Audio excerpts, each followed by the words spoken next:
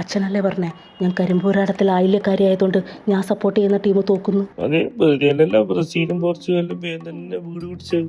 Brazil തോറ്റു കഴിഞ്ഞാലുണ്ടല്ല ഓളെ കൂടെ വേറെ ആൾക്കാർ ആരും കൂട്ടുകൂടില്ല. കാരണം ഓളെ ഏത് ടീമിനെ സപ്പോർട്ട് ചെയ്യുമെന്ന് പറയാൻ പറ്റില്ല. ആ ടീമിൻ്റെ നച്ചക്കരി ആയിരിക്കും. ആ ഒരു ധൈര്യത്തിലാണല്ലോ ഞാൻ അർജന്റീനേൻ്റെ ജേഴ്സി ഓർഡർ ചെയ്തത്.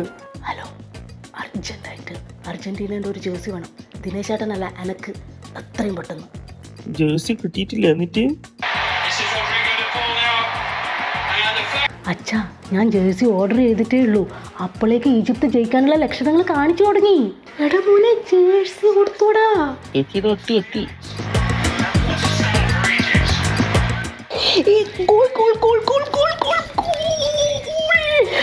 അച്ഛൻ കണ്ടതല്ലേ, കളി തുടങ്ങി 78 മിനിറ്റ് വരെ എല്ലാം ഓക്കെ ആയിരുന്നു.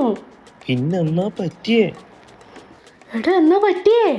ചേച്ചി, ഒരു പ്രശ്നമുണ്ട്. എന്ത് പ്രശ്നം?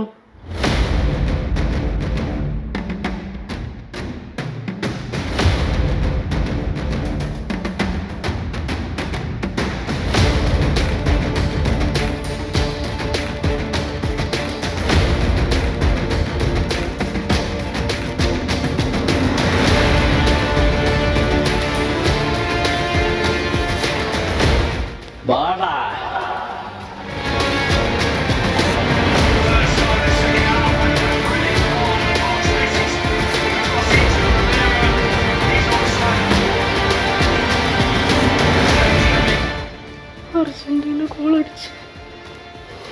ഇനി ആ മറ്റൻ ജേഴ്സിയും കൊണ്ട് ഈ പരിസരത്ത് ആ മറ്റം നിന്നെ കണ്ടിട്ടുണ്ടെങ്കിൽ മഞ്ഞത്തോളെ ആ കാലമാട് ജേഴ്സി എവിടെയാ വെച്ചെന്ന് എനിക്ക് അറിയില്ല അച്ഛാ.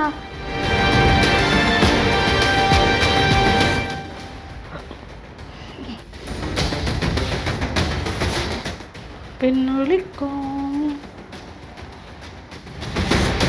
ചൊല്ലു.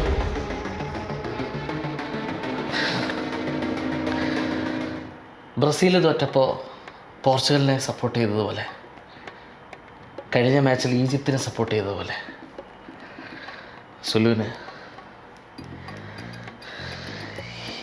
ഇനിയുള്ള മാച്ചുകളിൽ അർജൻറ്റീന ഒഴികെ ബാക്കിയുള്ള ടീമിനെ സപ്പോർട്ട് ചെയ്യാവൂ. എൻ്റെ അച്ഛൻ പെലെ കാണാനോട് കൂടി പറയാം പ്ലീസ്.